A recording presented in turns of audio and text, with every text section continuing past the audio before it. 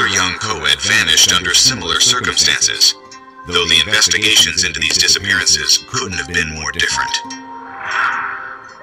In the spring of 1995, Stockton, California native Kristin Smart graduates from Lincoln High School and sets her sights on a life filled with new people and new places. Kristin was our family's adventure seeker. Anytime there was an adventure to be had, she was on the page and ready to jump in. She wasn't a follower, she was a leader. She did what she loved, and she was passionate about whatever she did. That fall, Kristin enrolls at Cal Poly State University in San Luis Obispo. What were Kristin's hopes and dreams for the future? Kristin had always been interested in architecture. But in another breath, she might tell you that she wanted to be Joan London and have the opportunity to interview a lot of interesting people and travel the world. No one could tell her that anything was impossible. Even with a heavy course load and a full social calendar, Kristin never forgets to call home. She called home every Sunday night. It wasn't in the cell phone era where you could just do that easily, but she wanted to talk to everybody. The same is true of May 24th, the Friday before Memorial Day. That night, while getting ready to go out, Kristin calls home and leaves a message for her parents. It was before she went out to the party. And the message was, good news, I'll call you Sunday.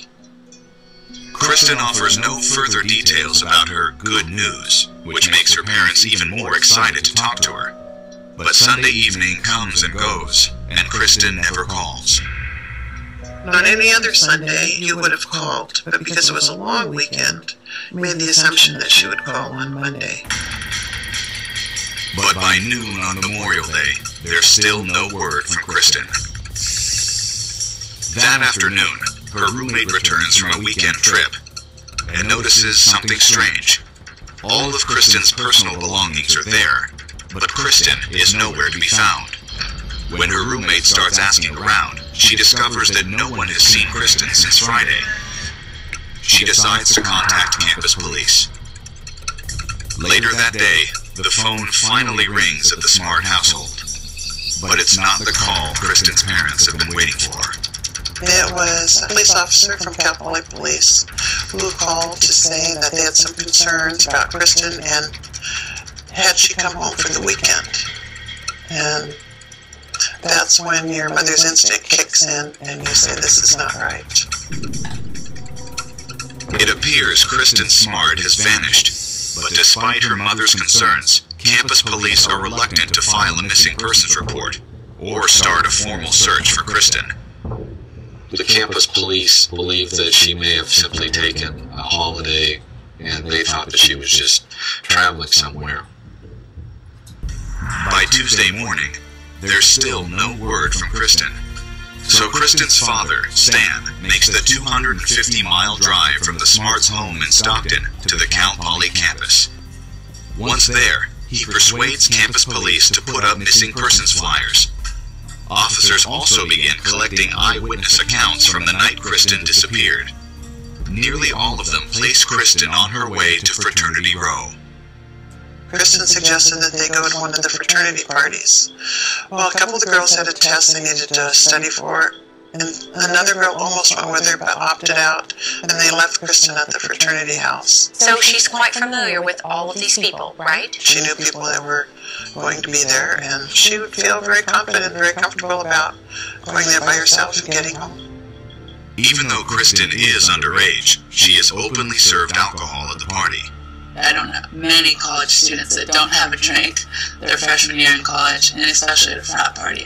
Most people probably are drinking. Was she a heavy drinker? No. But according to eyewitness accounts, by 1 a.m., Kristin is so intoxicated that 3 of her fellow students had to help her get back to her dorm. Kristin was found in this grass area. Apparently, from this point is where they helped her up and started to walk her back to her dorm. Campus police bring all 3 students in for questioning. They all tell the same story. Shortly after 2 a.m., they dropped Kristin off just a few yards from her dormitory before heading home themselves. And that's the last that anyone's ever seen. Kristin is walking towards their dorm. But it appears Kristin never made it back to her room. Why? With no evidence of foul play on the part of the 3 students who walked Kristin home, police posed the theory that an intoxicated Kristin may have simply wandered off. But there are no eyewitness reports to confirm that theory. Days pass without a single clue to Kristin's whereabouts. 1 day goes by, 2 days go by, before you know it, you have a map up on the wall in the kitchen to where you're marking locations of her last being sighted. Not that the Smarts are giving up on their crusade to find Kristin. Your heart is broken, but you can't let your will break because you have to be on your toes and you have to look for resources that can help you find your daughter. The Smarts' efforts finally start paying off. News of Kristin's disappearance has spread throughout the region, and leads are pouring in. They would get all these reports that she was seen in a drugstore, she was seen in another city. Wherever people said they saw her, my husband was in the car and he just drove to wherever that was. And it was all over California and Nevada. Has Kristin simply run away? One sighting places her as far away as Canada. But like many others, it turns out to be a case of mistaken identity. If you're a tall blonde, it's either, a curse or a cure because everybody's seen you. The search for Kristin is back to square one. And the Smarts are beginning to believe something terrible has happened. What is your initial instinct as to what has transpired to your daughter? Well, something is just not right. She'd been harmed in some way. In San Luis Obispo, California, Cal Poly student Kristin Smart leaves a fraternity party and vanishes without a single sign of struggle or foul play. At the urging of the Smart family, campus police enlist the help of the local district attorney's office. The DA's investigators start by re-examining transcripts from the initial eyewitness interviews. They quickly discover that one of the 3 fellow partygoers who escorted Kristin home, a 19-year-old food science major named Paul Flores, actually lingered with Kristin a little longer than her friends. He promised the individual that was walking with him that he was going to get her home safely. This new detail creates a gap in the timeline the night Kristin vanished, and means Paul Flores was the last one to see Kristin alive. This raises a huge red flag with investigators, and it's not the only one. He had a black eye, he had scratches, which is not particularly compelling unless you're contacted by the police with regard to a disappearance. Investigators grow even more suspicious when they learn many of Paul Flores' fellow students first noticed his injuries the day after Kristin vanished. They also tell investigators that multiple times Flores changed his story about how he got the injuries.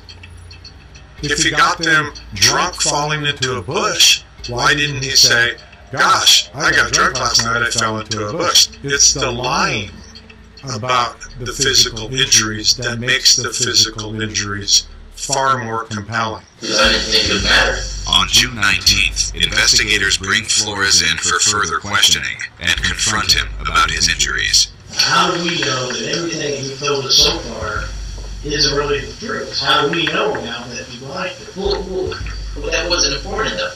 Sure is, that's important.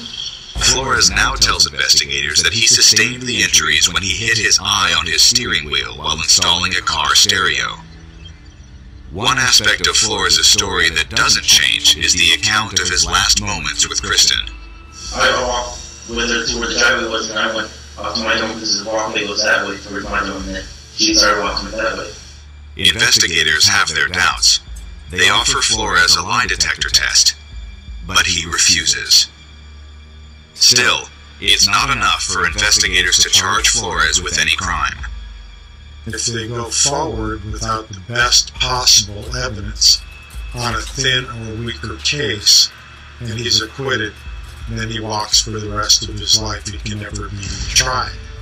You want to have some compelling physical evidence. But processing a potential kidnapping case isn't something either the DA's investigators or campus police are accustomed to doing. And on June 26th, the case is officially handed over to the San Luis Obispo Sheriff's Office. We got the call that the Sheriff's Department would be taking over, which was just such a huge relief to us because our feeling was that professionals who knew how to deal with this type of situation were going to be on board. Once on board, sheriff's officers bring a new urgency to the case. The more time that goes by, the more potential loss of evidence, the more loss of memory or remembrance of specific information. So as time transpires, you're potentially losing information. Within hours, deputies are combing the Cal Poly campus with cadaver dogs, hoping to uncover some trace of Kristin. They soon make a shocking discovery, one that seems to indelibly link Paul Flores to Kristin's disappearance. There was only one room on campus where the dogs alerted, and that was in Paul Flores' room. Cadaver dogs hit on the scent of human remains in Paul Flores' dorm room. Right.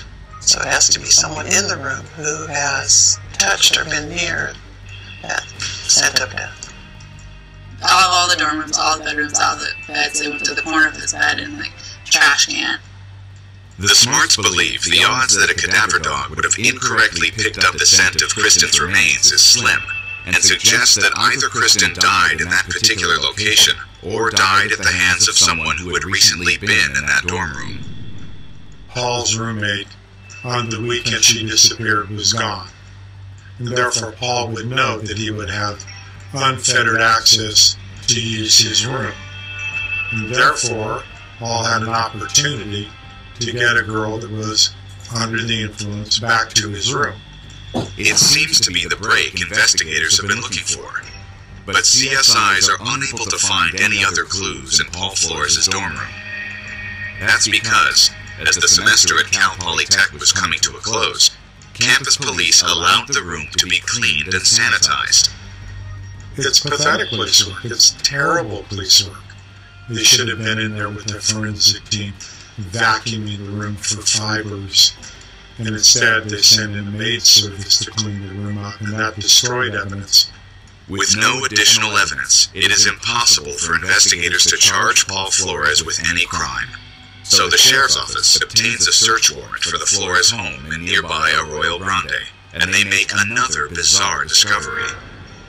They found multiple newspaper articles about Kristin under the mattresses. One could argue that Paul kept those because he was directly or indirectly involved. Still, it's not enough for police to charge Paul Flores with any crime. What are the reasons investigators give you that Paul Flores has not been arrested? We're told that the case can't move forward because A, there's no Kristin, and B, there's no weapon. The Smart family believes they have all the proof they need.